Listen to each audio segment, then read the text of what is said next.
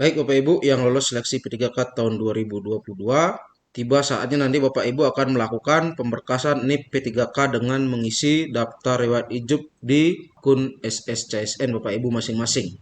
Nah, sesi kali ini saya akan membahas 6 berkas utama yang menjadi syarat terbitnya NIP P3K Bapak Ibu. Seperti yang sudah saya tampilkan di sini, apabila salah satu syarat sebagaimana tersebut pada angka 1 sampai dengan 6 tidak dipenuhi, maka yang bersangkutan tidak dapat diusulkan penetapan nomor induk P3K-nya.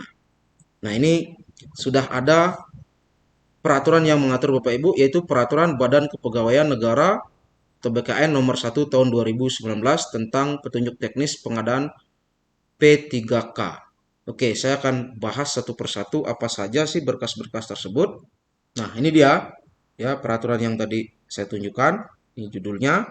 Kemudian Bapak Ibu lihat langsung di halaman 24. Nih, di bagian pemeriksaan kelengkapan. Nanti Bapak Ibu akan mengupload 10 dokumen pada saat penguploadan dokumen di DRH. Itu sudah pernah saya bahas sebelumnya. Ini ya di video ini nanti Bapak Ibu bisa cari atau nanti saya akan cantumkan linknya di deskripsi video ini.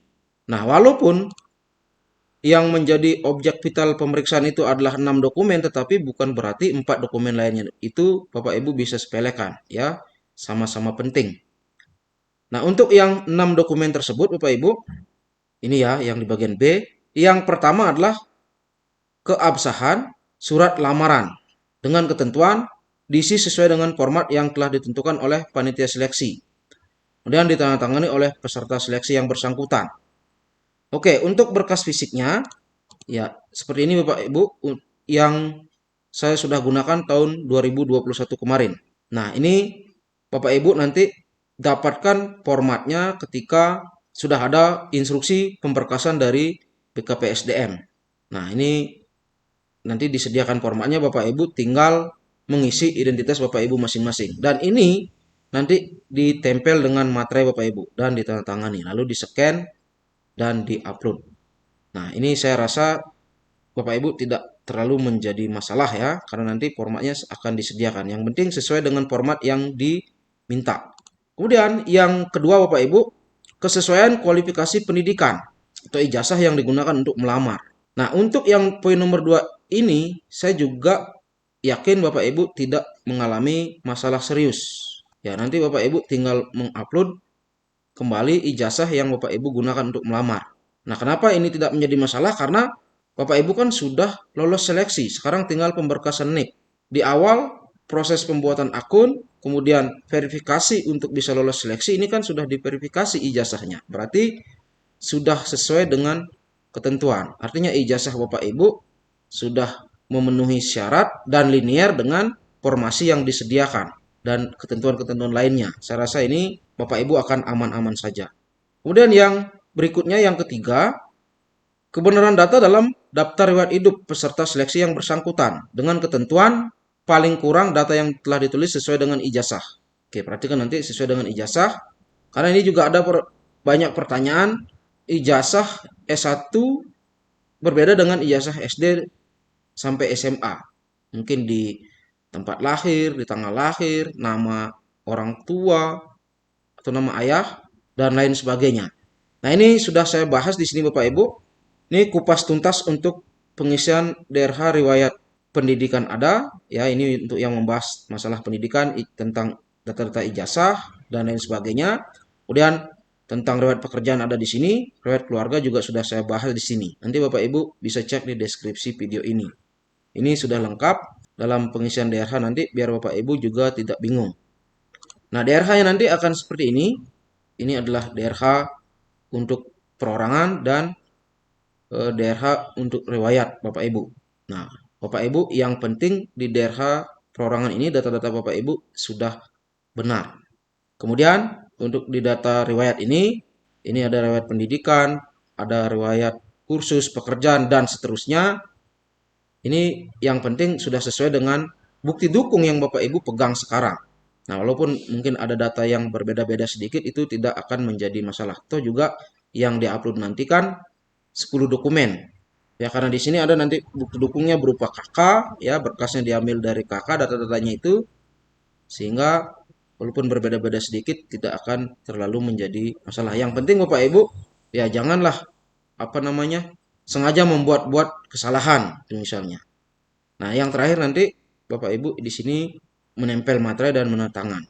Kemudian berikutnya adalah keabsahan surat keterangan catatan kepolisian yang dilampirkan dengan ketentuan. Ya, diterbitkan oleh Kepolisian Negara Republik Indonesia dan masih berlaku ya sesuai dengan jangka waktu yang ditentukan. Nah, ini Bapak Ibu yang penting ngurusnya di tempat yang diminta. Tadi. Nah, ini SKCK. Nah, ini urus saja di Polres Bapak Ibu masing-masing, di wilayah Bapak Ibu masing-masing. Jadinya aman. Ya, ini identitas Bapak Ibu, kemudian di sini kan ada masa berlaku. Nah, ini masa berlakunya 6 bulan, tetapi saran saya sebaiknya Bapak Ibu nanti ngurusnya pada saat sudah keluar informasi instruksi pembekasan dari BKPSDM masing-masing. Siapa tahu nanti diminta redaksinya harus misalnya seperti ini. Menurut saya sih dulu ngurusnya sebelum pemberkasan, saya isi aja seperti ini. Tetapi itu tidak menjadi permasalahan yang fatal. Oke, selanjutnya Bapak Ibu adalah surat keterangan sehat jasmani dan rohani dari dokter dengan ketentuan dokter yang berstatus PNS, kemudian dokter yang bekerja pada unit pelayanan kesehatan pemerintah. Nah, ini sama untuk suket sehat jasmani rohani. Ini menerangkan Bapak Ibu tidak mempunyai cacat-cacat tertentu, ya artinya sehat jasmani. Nah, ini dokternya berbeda yang memeriksa, tapi ini nanti dijadikan dalam satu file dan diupload dalam satu tempat. Nah, untuk pengisian di DRH-nya ya sudah lengkap karena nanti di pengisian DRH kan menginput juga nama dokternya yang memeriksa atau yang menandatangani surat ini. Karena ada dua dokter yang berbeda nanti tinggal dipisah dengan strip. Jadi video yang saya buat sebelumnya itu sudah jelas sekali cara melakukan pengisian DRH nanti. Kemudian berikutnya Bapak Ibu adalah keabsahan surat keterangan tidak mengkonsumsi narkotika dan zat aditif lainnya. Ini disilahkan dengan surat bebas nafsa. Ini sama, ketentuannya ditandatangani oleh dokter dari unit pelayanan kesehatan pemerintah dan pejabat berwenang dari badan atau lembaga yang diberikan kewenangan untuk pengujian zat narkoba. Nah, ini sebenarnya juga bisa diurus di kantor BNN di wilayah Bapak Ibu. Kalau nanti misalnya BKPSDM meminta, ya urus saja biar seragam di RSUD gitu misalnya, ya laksanakan di RSUD. Kalau dulu kami mengurusnya di RSUD. Nah, ini contoh ya bukti fisik untuk surat keterangan bebas nafsanya. Ini adalah surat keterangannya, di bawahnya ini adalah hasil ujinya. Nah, ini nanti dijadikan satu file lalu di-upload juga di saat upload DRH tersebut. Nah, ini yang nomor C yang tadi saya tunjukkan, apabila salah satu syarat dari angka 1 sampai dengan 6 yang tadi sudah saya sebutkan ini satu persatu tidak terpenuhi, maka otomatis Bapak Ibu tidak dapat diusulkan penetapan nomor induk P3K-nya. Dan juga ada ini surat pernyataan yang tercantum dalam lampiran 4.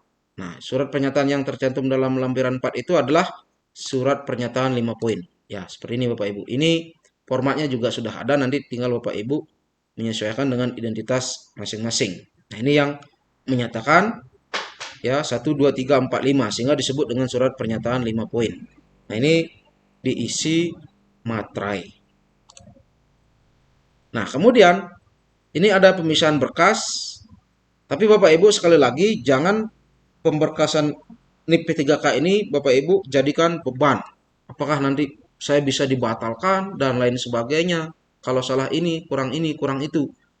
Pokoknya Bapak Ibu ikuti saja apa yang diinformasikan oleh BKPSDM-nya. Saya rasa kalau kesalahan-kesalahan kecil itu tidak menjadi masalah.